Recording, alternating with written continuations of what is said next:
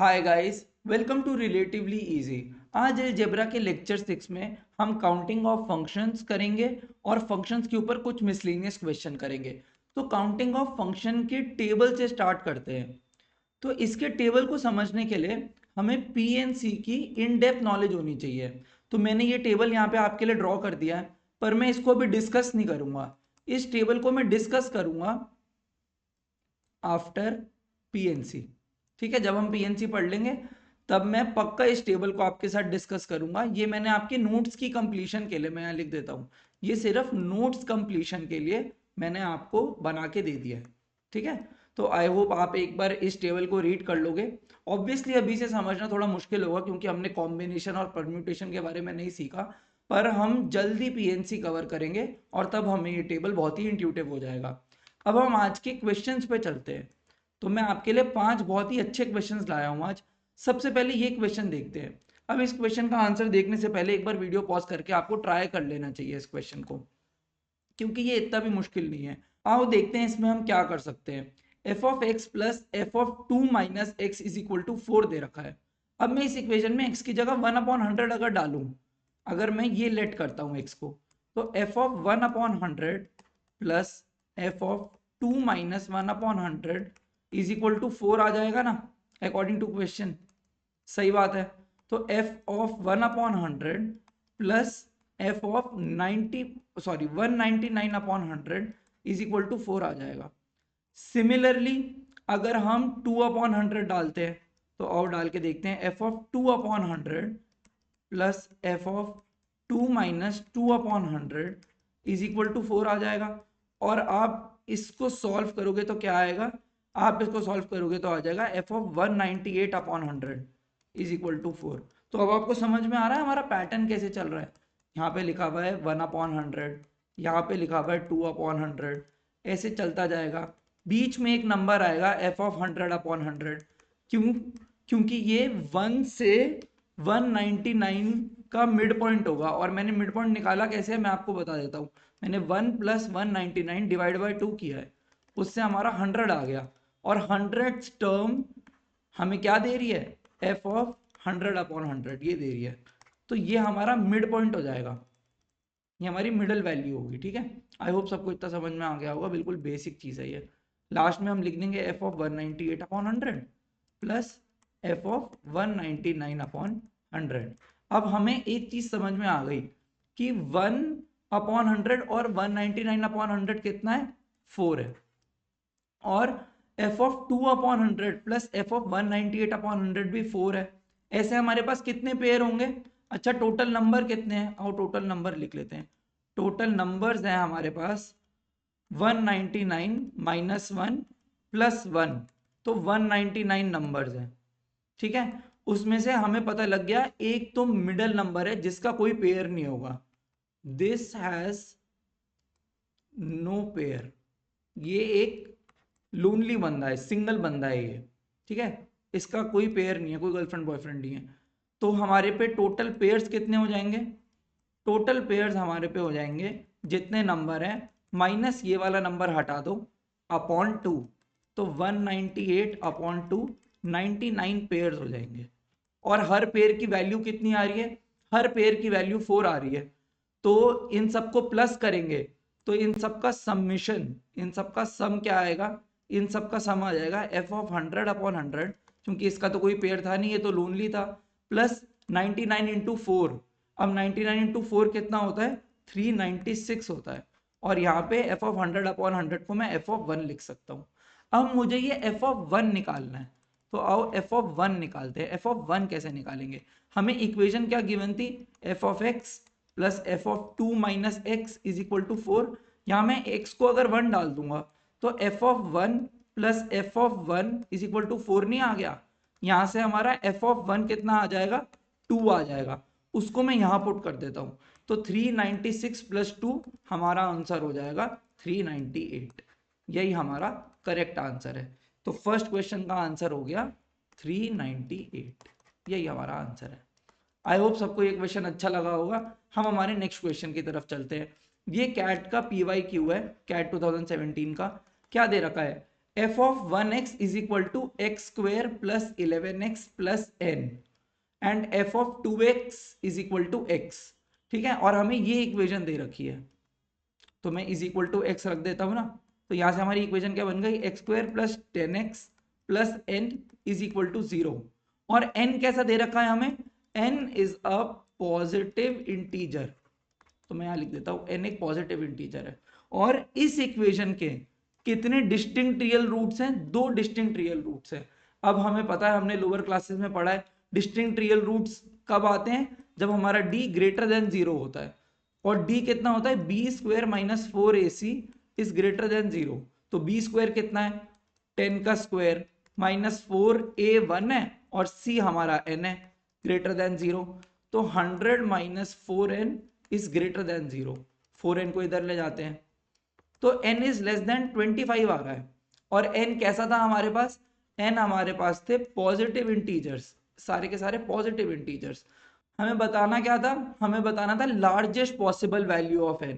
तो largest possible value of n कितनी हो जाएगी, 25 तो हो नहीं पाएगी क्योंकि 25 से छोटे हैं n की वैल्यूज, n के सेट में जो भी वैल्यूज आएंगी, तो n इज इक्वल टू 24 ही हमारा आंसर हो जाएगा। हमें n मैक्सिमम बताना था, तो n इज इक्वल टू 24 हमारा आंसर है। आई होप सबको ये क्वेश्चन भी समझ में आया होगा। हम हमारे नेक्स्ट क्वेश्चन की तरफ चलते हैं। क्वेश्चन 3 क्या गिवन है, ये बहुत ही इंटरेस्टिंग क्वेश्चन है। F of x minus x square is equal to x F of X and F of X is a polynomial.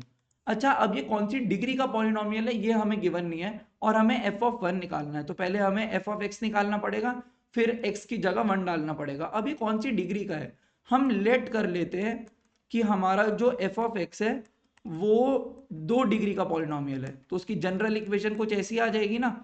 अब उसको पुट करके देखते हैं हमारी गिवन इक्वेशन में। तो a x square plus b x plus c, a square plus B और फिर से ये पूरी लिखेंगे प्लस सी। चलो लिख ही देते हैं, काम करते हैं, काम चोरी नहीं करते, लिख देते हैं जिससे आपको अच्छी तरह क्लियर हो जाए ये बात। कुछ ऐसा बनेगा जब हम एफ ऑफ एक्स निकालेंगे तो यहां से डिग्री कितनी आ जाएगी, यहां से डिग्री आ जाएगी हमारी 4, क्योंकि x का भी स्क्वायर होगा, तो यहां से हमारी डिग्री आ जाएगी 4। और यहां से डिग्री कितनी आएगी, यहां से डिग्री आएगी हमारी 3।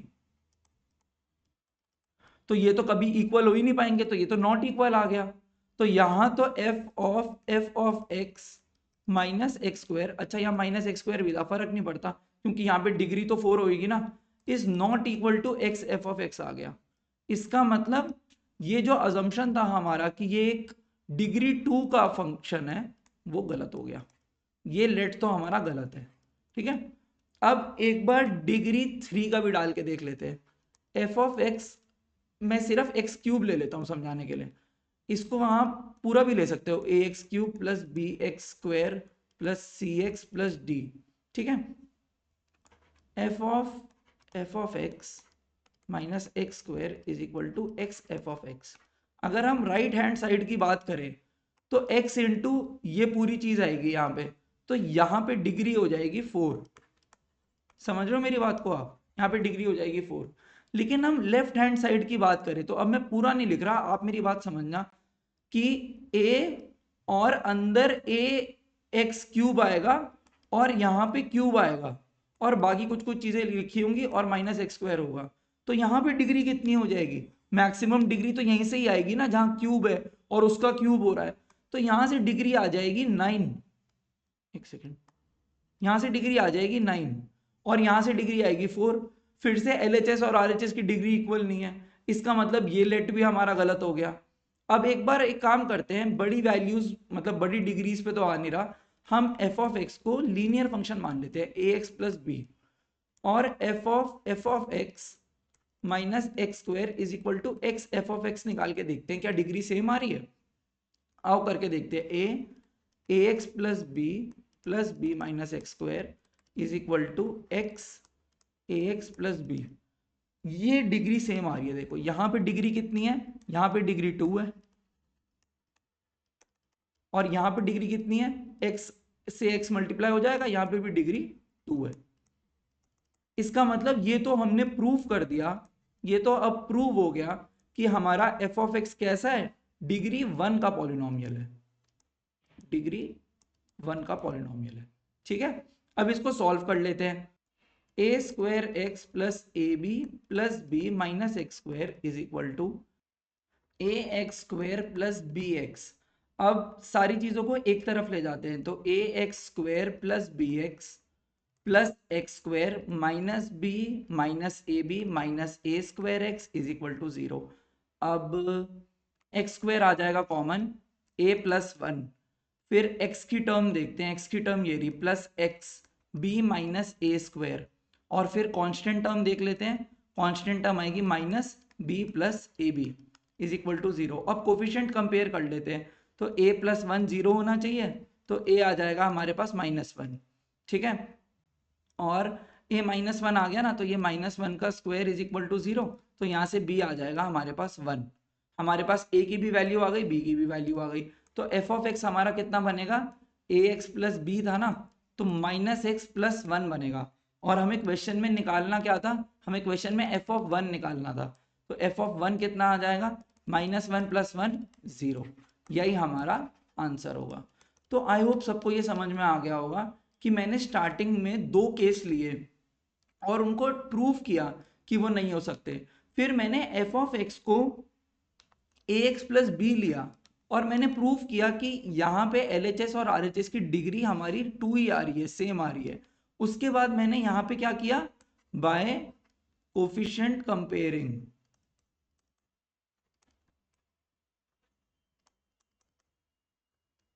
Of left hand side and right hand side, a और बी निकाला और उससे हमारा फाइनल आंसर आ गया। तो आई होप सबको ये क्वेश्चन भी बहुत अच्छा लगा होगा। हम हमारे नेक्स्ट क्वेश्चन की तरफ चलते हैं।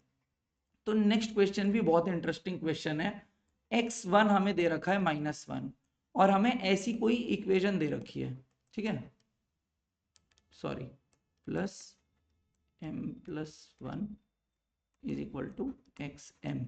अब मैं m की जगह पहले 1 डाल देता हूं, तो x1 is equal to x2 plus यहाँ पे कितना आ जाएगा 2, तो x2 कितना हो गया, x2 हो गया x1 माइनस 2 और x1 कितना था, -1 था, तो ये -1 -2 -3 हो गया। अब मैं एक बार m की जगह 2 डाल के देख लेता हूँ, x2 is equal to x3 plus 2 plus 3 3 हो जाएगा, सॉरी 2 प्लस 1 3 हो जाएगा।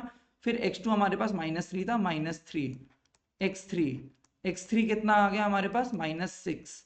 अब एक बार m की जगह 3 डाल के भी देख लेते हैं, तो x3 is equal to x4 plus 4, ठीक है, ये आएगा -6 -4 x4, तो x4 हो गया हमारे पास -10। अब एक पैटर्न ऑब्जर्व कर पा रहा हूं मैं, क्या आप ऑब्जर्व कर पा रहे हो, हमारा x1 था -1, फिर x2 आया हमारे पास -3, -6 आया, फिर -10 आया। फिर आपको ये दिख क्या रहा है, मैं आपको बताता हूं मेरे को क्या ऑब्जर्व हो रहा है, ये -1 है, ये पता है कितना है, ये -1 + 2 है, ये पता है कितना है, ये -1 + 2 + 3 है, ये पता है कितना है, ये -1 + 2 + 3 + 4 है। तो हमारी फोर्थ टर्म कैसी आई, -4 नेचुरल नंबर्स, स्टार्टिंग के 4 नेचुरल नंबर्स, तो हमारी nth टर्म कैसी आ जाएगी, nth टर्म क्या होगी हमारी nth टर्म होगी -1 + 2 + 3 + टिल n, सब मानते हैं ना, और सम ऑफ n नेचुरल नंबर कितना होता है, n + 1/2। तो यही हो गई हमारी nth टर्म की वैल्यू, हमारी nth टर्म की वैल्यू आ गई ना, बिल्कुल सही बोल रहा हूं ना मैं। तो हमारी nth टर्म आ गई, यहाँ लिख लेते हैं हमारी जनरल टर्म या फिर उसको कहते हैं हम nth टर्म आ गई n + 1/2। हमें निकालनी क्या थी, हमें निकालनी थी x100, मतलब हमें 100th टर्म निकालनी थी। तो आओ 100th टर्म निकाल लेते हैं, n की जगह क्या डालना है, 100 डालना है,